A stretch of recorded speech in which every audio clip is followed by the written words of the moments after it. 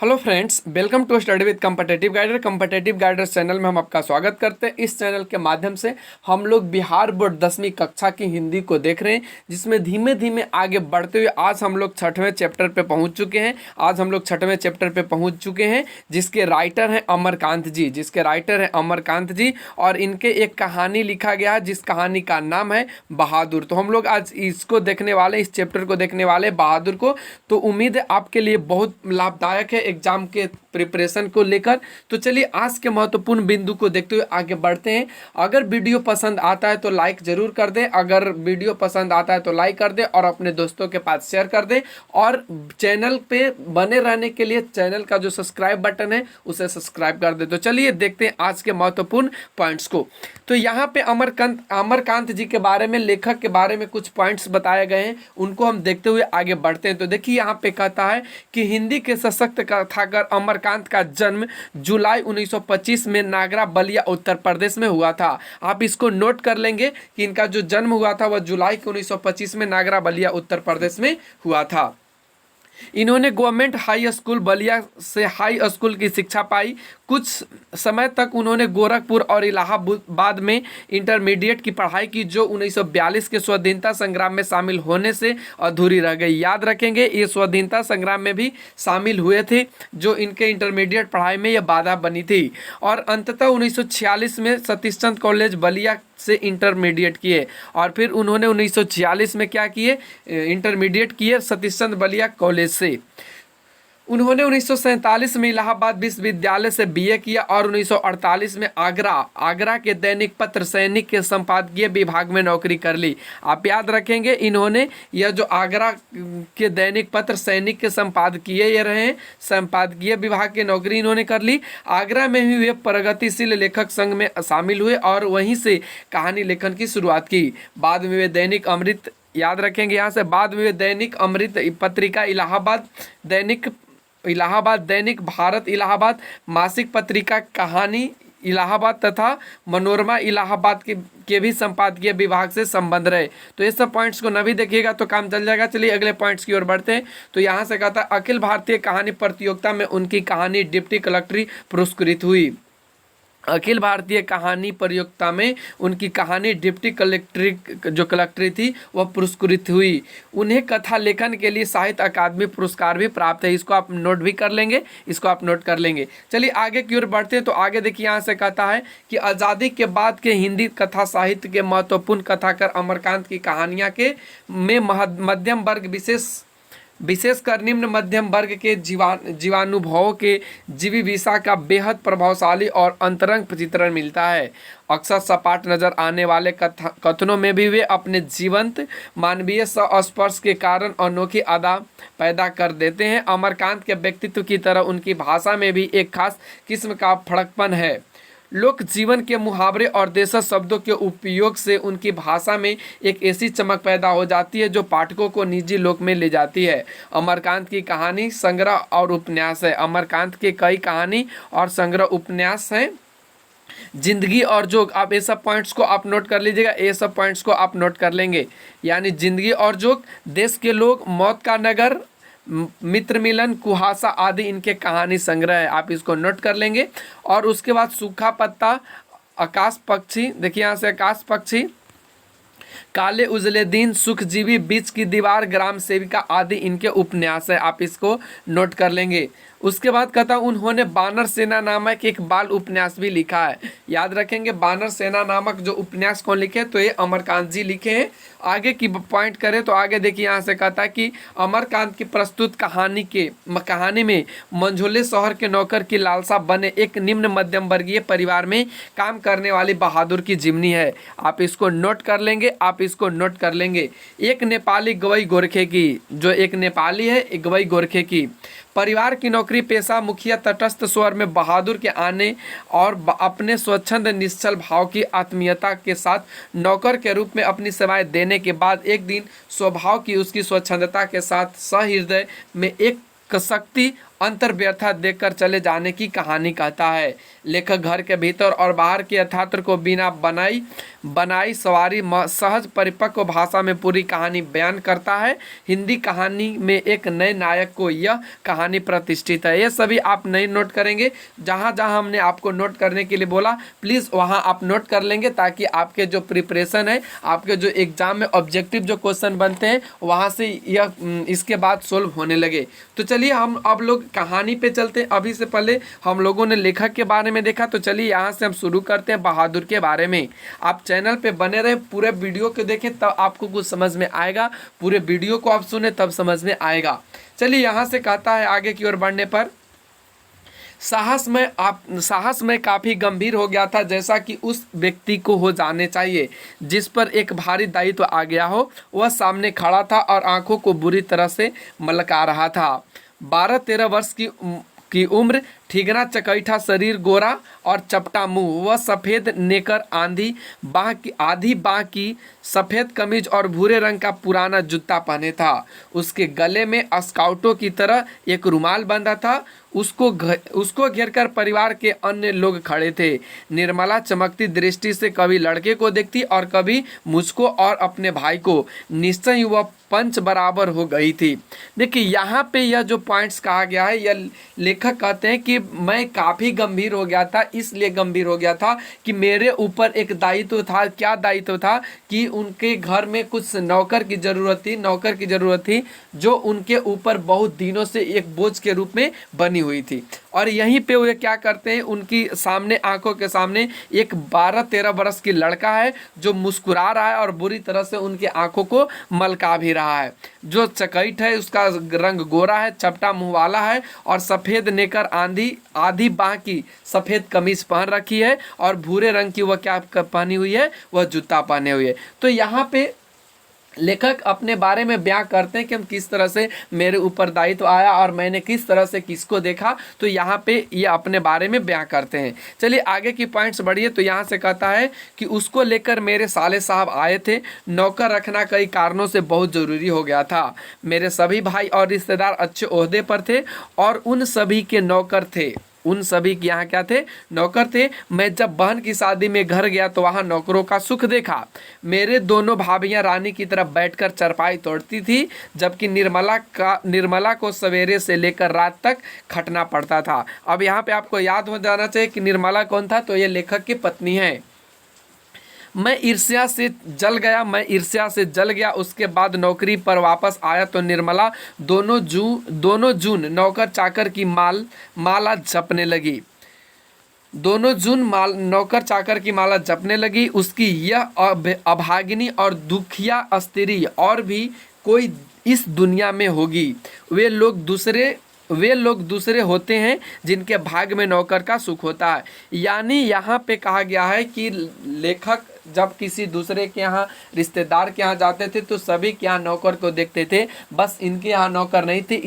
इससे इनको जलन होती थी या इनके मन में भद्दा टाइप का इनको महसूस होता था। और ऐसा इनकी जो पत्नी है निर्मला, वह कहती हैं कि मेरे भाग में नौकर की सुख नहीं है, मैं एक अभागिन स्त्री हूँ। यानी बहुत तरह के वह माला जपने लगती है लेखक के सामने, यानी अमरकांत जी के सामने। चलिए आगे बढ़ते हैं। तो देखिए यहाँ से कहता है कि पहले साले साहब से असाधारण विस्तार में उसका किस्सा सुनना पड़ा। वह एक नेपाली था जिसका गांव नेपाल और बिहार के सीमा पर था।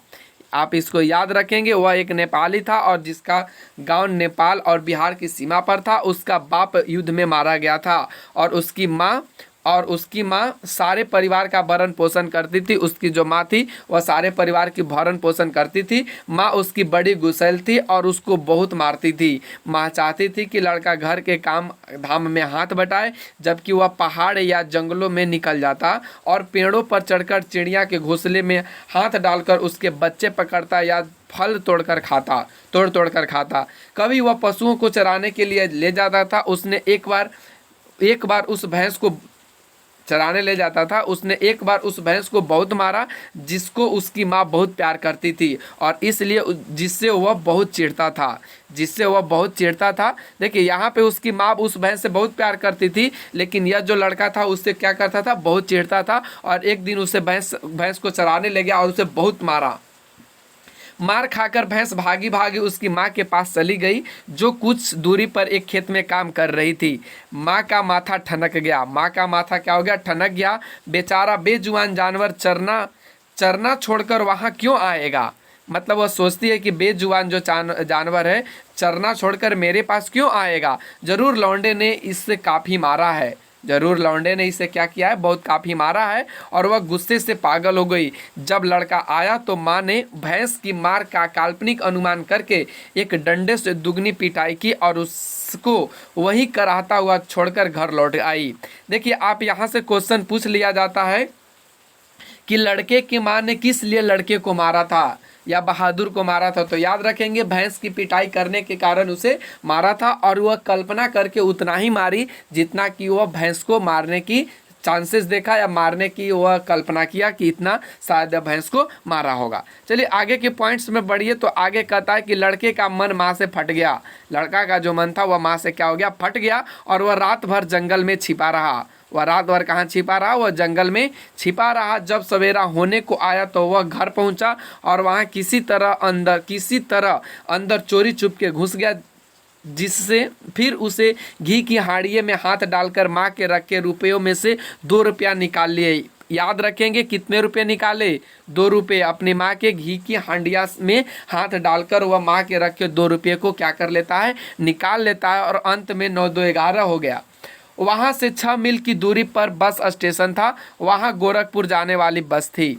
वहाँ से 6 मील की दूरी पर क्या था, बस स्टेशन, और वहाँ गोरखपुर जाने वाली बस थी। तुम्हारा नाम क्या है जी, मैंने पूछा। दिल बहादुर साहब। वह बोलता है कि दिल बहादुर साहब। याद रखेंगे दिल बहादुर किसका नाम था, ध्यान रखेंगे इस चीज़ को।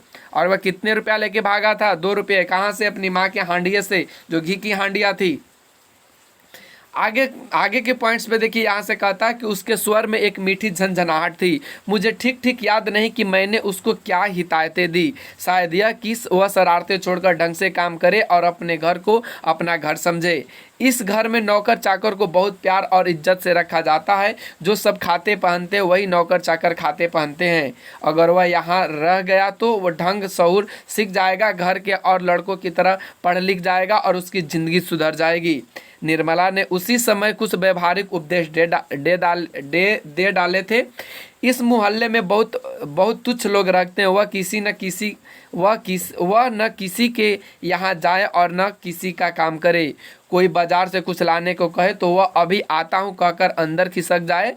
उसको घर के सभी लोगों से सम्मान और तमीज से बोलना चाहिए, और बहुत सी बातें। अंत में निर्मला ने बहुत ही उदारतापूर्वक लड़के के नाम में से दिल उड़ा दिया। दिल जो शब्द था वह उड़ा दिया। क्वेश्चन बन जाता है कि दिल बहादुर के नाम से दिल किसने उड़ा दिया, तो याद रखेंगे उसकी पत्नी, लेखक की पत्नी निर्मला जी। यानी यहाँ पे कुल पॉइंट समझे तो यहाँ पे लेखक कहता है कि मेरे को इतना याद नहीं है कि हम उस जो लड़के था दिल बहादुर, उसको क्या हिदायतें दी थी, क्या बातें सिखाई थी। बस इतना हमें याद है कि मैंने उससे इतना ज़रूर कहा होगा कि तुम शरारतें छोड़ दो, अपना घर को, यह घर को अपना घर समझो, और यहाँ जो भी नौकर चाकर रहते हैं यहाँ सभी एक जैसे खाते पहनते ओढ़ते रहते हैं, तुम भी वैसे ही रहोगे। और उसके बाद उनकी जो पत्नी आ जाती है निर्मला, वो कहती है कि देखो बाबू, घर से बाहर मत जाना, किसी का काम कहे तो बाजार से सामान लाने के लिए तो सामान मत लाना, और कह देना कि मैं अभी आता हूँ, और घर के अंदर खिसक जाना। तो कुल इसका पॉइंट आप समझ में आ गया होगा आपको। चलिए आगे की पॉइंट्स पे देखिए। तो यहाँ से कहता है परंतु बहादुर बहुत ही हंसमुख और मेहनती निकला।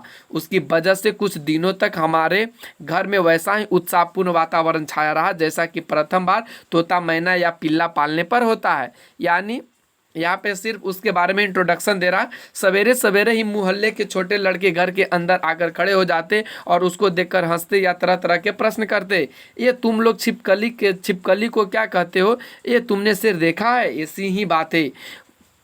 उससे पहाड़ी गाने की फरमाइशें की जाती, घर के लोग भी उससे इसी प्रकार की छेड़खानियां करते थे।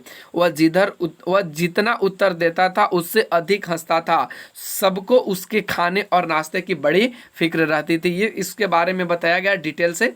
तो आगे की ओर बढ़िए तो देखिए यहाँ से कहता है कि निर्मला आंगन में खड़ी होकर पड़ोसियों को सुनाती हुई कहती थी, बहादुर आकर नाश्ता क्यों नहीं कर लेते? मैं दूसरी औरतों की तरह नहीं हूँ जो नौकर चाकर को जलाती भूनती हूँ। मैं तो नौकर चाकर को अपने बच्चे की तरह रखती हूँ। उन्होंने तो साफ साफ कह दिया कि 100-150 महीनवारी उस पर भले ही खर्च हो जाए, पर तकलीफ उसको जरा भी नहीं होनी चाहिए।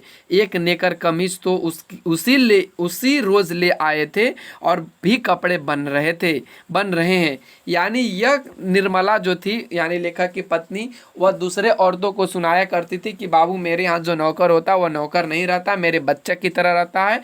जो बच्चे मेरे खाते पहनते हो वह भी तुम भी पहनो और खाओ, और इतना देर तक काम क्यों कर लेते हो? आओ जरा नाश्ता कर लो।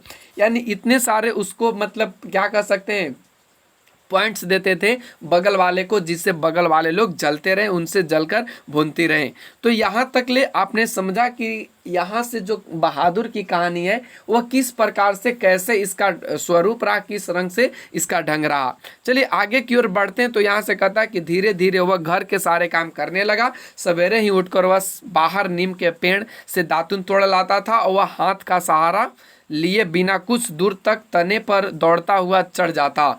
मिनट भर में वह पेड़ की पुलाई पर नजर आता। निर्मला छाती पीटकर कहती, अरे रिछ बंदर की जात, कहीं गिर गया तो बड़ा बुरा होगा।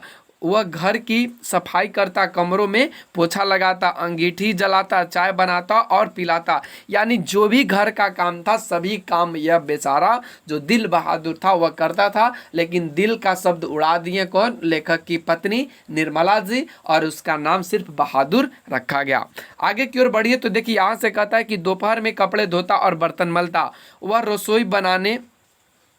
रसोई बनाने की भी जिद करता, पर निर्मला स्वयं सब्जी और रोटी बनाती। जो निर्मला जी थे वे स्वयं सब्जी और रोटी बनाती थी। निर्मला को उसकी बहुत फिक्र रहती थी। उसकी उन दिनों तबीयत ठीक नहीं रहती थी, इसलिए वह कुछ दवा ले रही थी। बहादुर उसको कोई काम करते देखकर कहता, माता जी मेहनत न करो, तकलीफ बढ़ जाएगा। वह कोई भी काम करता होता, समय होने पर हाथ धोकर भालू की तरह दौड़ता हुआ कमरे में जाता और दवाई का डिब्बा निर्मला के सामने लाकर रख देता। यानी जो भी घर का काम था बेचारा को फुर्सत था ही नहीं, मिला ही नहीं। फिर भी उसके बारे में देखिए आगे पॉइंट्स पढ़िए, आपको समझ में आएगा क्या उसके बारे में इसमें कहानी में बताया गया है। जब मैं शाम को दफ्तर से आता तो घर के सभी लोग मेरे पास आकर दिन भर के अपने अनुभव सुनाते। बाद में वह भी आता था। वह एक बार मेरी ओर देखकर सिर झुका लेता था और धीरे धीरे मुस्कुराने लगता था। वह कोई बहुत ही मामूली घटना की रिपोर्ट देता था। बाबूजी देखिए, बाबूजी बहन जी का एक सहेली आया था, या बाबूजी भैया सिनेमा गया था।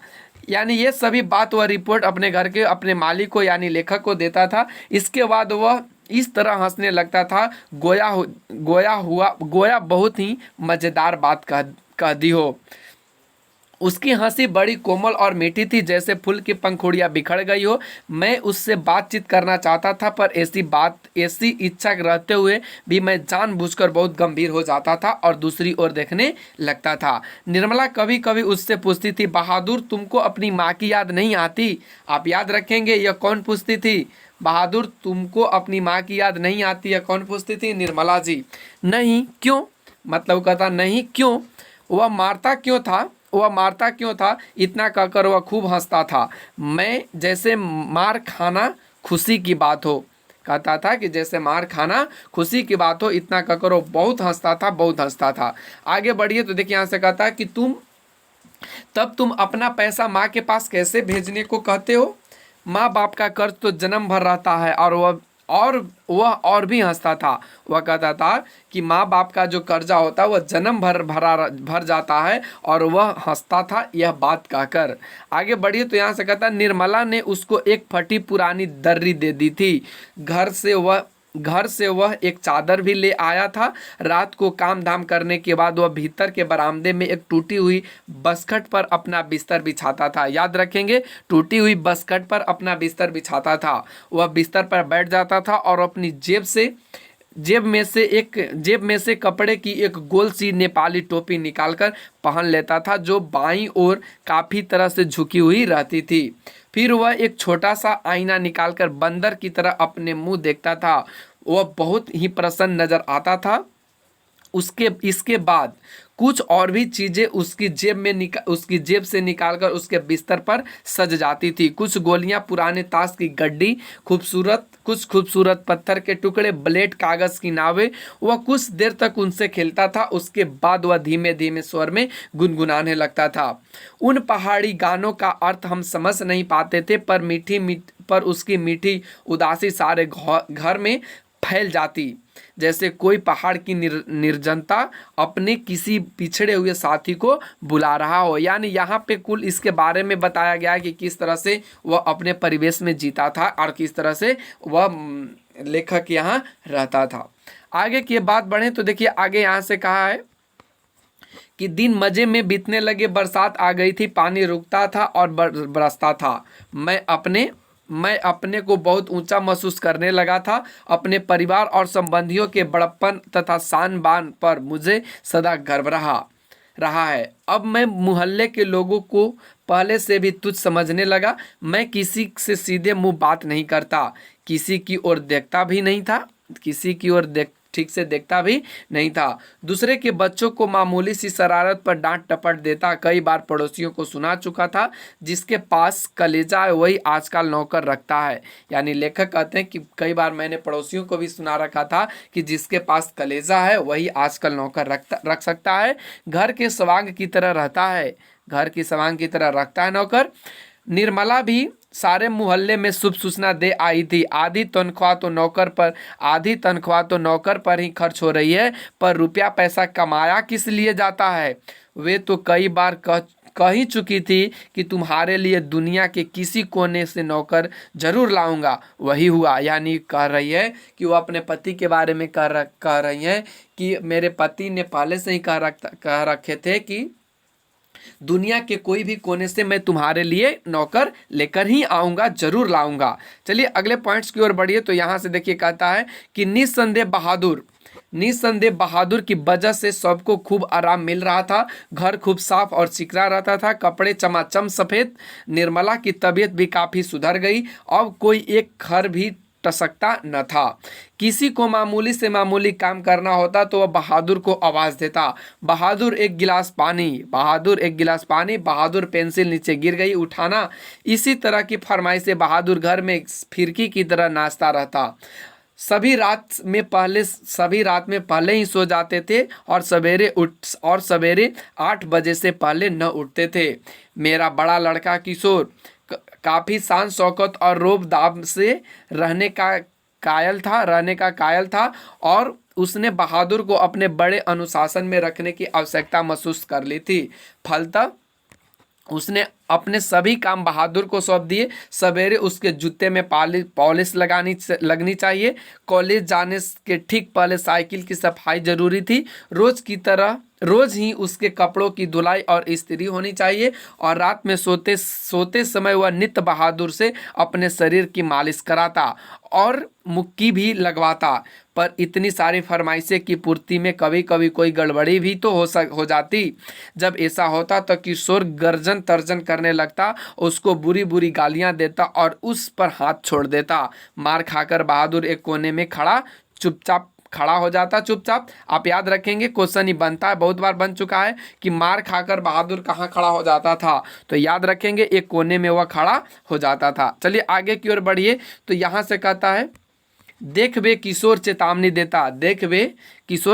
देता, मेरा काम सबसे पहले होना चाहिए। अगर एक काम भी छूटा तो मारते मारते हुलिया टाइट कर दूंगा। साला काम चोर करता है क्या तू, बैठा बैठा खाता है। रोज ही कोई न कोई ऐसी बातें होने लगी जिसकी रिपोर्ट पत्नी मुझे देती थी। मैंने किशोर को मना किया पर वह नहीं माना, तो मैंने यह सोचकर छोड़ दिया कि थोड़ा बहुत तो यह चलता ही रहता है। फिर एक हाथ से ताली कहाँ बजती, बहादुर भी बदमाशी करता होगा। पर एक दिन जब मैं दफ्तर आया तो मैंने किशोर को एक डंडे से बहादुर की पिटाई करते हुए देखा। निर्मला कुछ दूरी पर खड़ी होकर हाँ हाँ करती हुई मना कर रही थी। मैंने किशोर को डांटकर अलग किया। कारण यह था कि शाम को साइकिल की सफाई करना बहादुर भूल गया था। किशोर, आज के लिए बस इतना ही, फिर हम लोग अगले वीडियो में देखेंगे। अगर वीडियो अच्छा लगा हो तो चैनल को सब्सक्राइब कर दीजिए, वीडियो को लाइक कर दें ताकि इसी तरह के वीडियो आपके पास पहुंचते रहे, सबसे पहले आप इस वीडियो को देख सकें। और अगर आप लोगों को पीडीएफ चाहिए तो आप टेलीग्राम चैनल से जुड़ सकते हैं और या व्हाट्सएप ग्रुप से आप जुड़ सकते हैं, वहां से बहुत से स्टडी मटेरियल आपको उपलब्ध कराया जाता है। तो उम्मीद है आपके लिए यह सीरीज बहुत हेल्पफुल रहा होगा। Thanks for watching, take care, bye bye.